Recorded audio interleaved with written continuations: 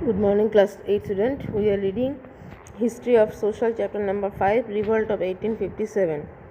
Now, page number 36, topic of Delhi. Delhi में एक ऐसे रिवोल्ट का शुरुआत हुआ था आंदोलन का, वो पर हम पढ़ेंगे. द रिवल sipahis from Meerut arrived at the gates of the Red Fort early in the morning on 11 May. Meerut से जो आंदोलन शुरू किए थे सिपाही लोग वो 11 मई को दिल्ली का रेड फोर्ट तक आके जमायत हुआ. It was Ramzan day. उस दिन रमजान था मुस्लिम लोगों का. And the old Mughal empire Bahadur Shah had just finish his prayers and meal. तभी बहादुर शाह ने अपना प्रेयर और खाना तुरंत कंप्लीट किया. ही हियर्ड द सिपाहीज रेजिंग स्लोगन. उनको सुनाई दिया कि सिपाही लोग स्लोगन दे रहे, विक्ट्री टू बहादुर शाह, कि बहादुर शाह का जय हो, बहादुर शाह का जय हो, विथ ए ग्रेट जिल, बहुत जोर जोर से.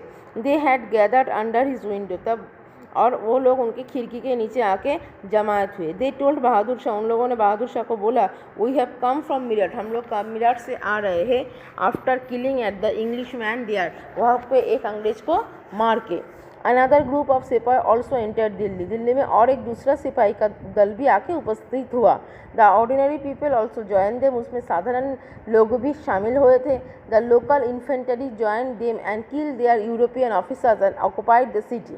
वो छोटे मोटे जो थे साधारण आदमी थे वो लोग भी यूरोपियन लोगों को देखते ही मार दे रहे थे और अपने जगह पर राज करना शुरू कर रहे थे. द रेविलियन सोल्जर, जो लोग विद्रोह किए थे, मतलब आंदोलन किया था, proclaim Bahadur Shah as the emperor of India. उन लोग का दावी था बहादुर शाह को भारत का राजा बनाने के लिए. And unfurl the Mughal banner, और मुगल के झंडा को लहराने के लिए. Some British soldiers under the command of general Willoughby offered some resistance to the rebels but they were miserably defeated. कुछ ब्रिटिश लोग इसके खिलाफ ब्रिटिश लोग भी तैयारी हुए थे युद्ध करने के लिए, लेकिन उन लोग को परास्त होना पड़ा. फॉर सम डेज द रिविल रूथलेसली मैस्कर्ड इंग्लिशमैन. कुछ दिनों का ये युद्ध में इंग्लिश लोगों को, अंग्रेजी लोगों को बहुत ही परेशानी भुगतना पड़ा था. Next, Awadh. Doctor Ishwari Prasad observe that probably now where the revolt was as well organised as in Awadh. Delhi के जैसा अवध में भी ऐसा ही आंदोलन का सूत्रपात हो रहा था. In organise this revolt Wajid Ali Shah Begum, Hazrat Mahal, Maulvi Ahmad Shah of Faizabad, Raja Man Singh the talukdar of Shahganj and Raja Hanumat Singh played prominent part. अलग अलग जगह पे अलग अलग राजाएं इस आंदोलन में शामिल हुए थे. The civilians and soldiers of Awadh rose in favour of the nawab of Awadh. The attempt of chief commissioner Henry Lawrence to stem the tide by accepting the Hindus and Musalman against each other. अब अंग्रेज क्या कर रहे थे, हिंदू और मुसलमान के अंदर लड़ाई को परास्त नहीं कर पा रहे, संभाल नहीं पा रहे, तो हिंदू और मुसलमान में झगड़ा लगा दे रहे थे. हैविंग फेल, लेकिन उसमें भी नाकाम रहे. ही और recognise the defence of Machhi Bhawan and the residency where Englishman and women were take shelter in case of emergency. जहाँ मच्छी भवन नाम का एक जगह को हासिल करके वहाँ पर इंग्लिशमैन और वुमेन, अंग्रेजी वुमेन लोग वहाँ पर शेल्टर लेना शुरू किए. The spread of rebellion. In those days it took time for news to spread. अभी दिन ब दिन ये आंदोलन बढ़ते ही चल जा रहे थे तब के समय पे. So there was relative claim after the routing of British from Delhi. After about a week many mutinies began in the other parts of country. Delhi से शुरू करके अगल बगल के बहुत सारे राज्यों में ये सिपाही विद्रोह का आंदोलन हो गया था. Mutiny started in many regiment. सिपाही लोग अपना अपना रेजिमेंट मतलब तंबा गाड़ना शुरू किए थे.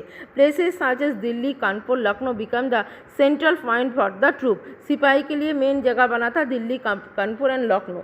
Many local leaders, zamindar and chief wanted to establish their authority during this period. इस समय बहुत लोकल जमींदार, आम आदमी अपना क्षमता दिखाने के लिए तैयार भी हो चुके थे. They became rallying points for rebellious people in towns and village. उनका काम था गांव शहर में जाके सबके अंदर ये आंदोलन का आवाज़ जगाना है. Nana Saheb the adopted son of the late Peshwa Bajirao. Peshwa Bajirao का एडॉप्ट किया हुआ मतलब गोद लिया हुआ जो लड़का था Nana Saheb, used to live near Kanpur. उन्होंने कानपुर के करीब रहना शुरू किए. He gather arm forces and expel the British garrison from the city. उन्होंने ब्रिटिश को हराने के लिए अपना सैन्य सामंत को अच्छे से तैयार किए थे. He proclaimed himself as the Peshwa. वो अपने आप को पेशवा का राजा या फिर पेशवा बोल के मानते थे। Declare that he was the governor under empire Bahadur Shah Jafar.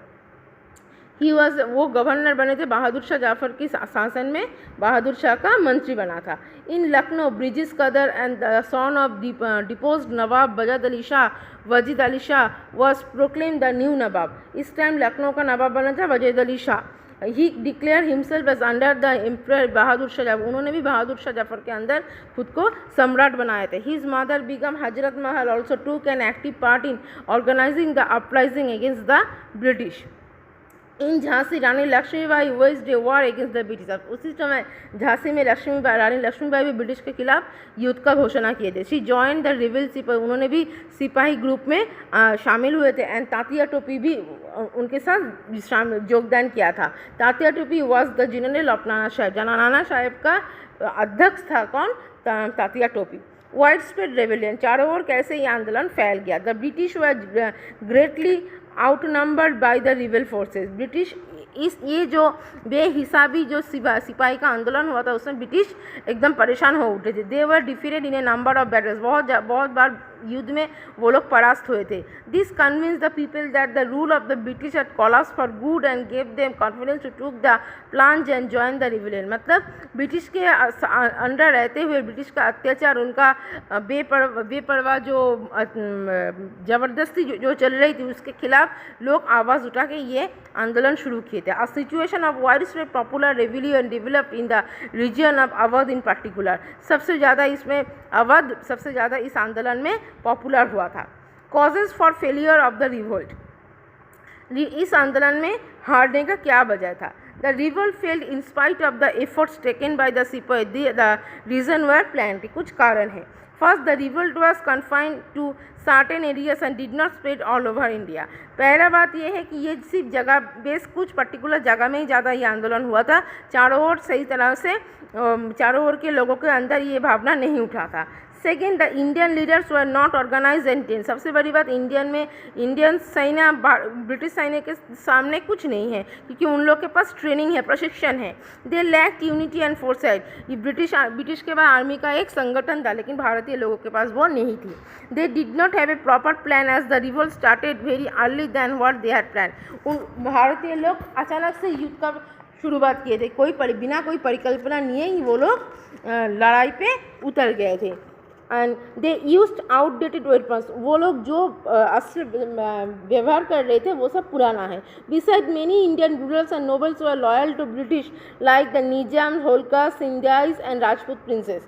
इसमें भी को देखा जाता था उसी टाइम कुछ भारत में शासन राजा थे जो लोग ब्रिटिश के साथ बेईमानी नहीं किए थे, ब्रिटिश के गुलाम बन के रहे थे, तो उन लोग को समझाना मुमकिन नहीं था।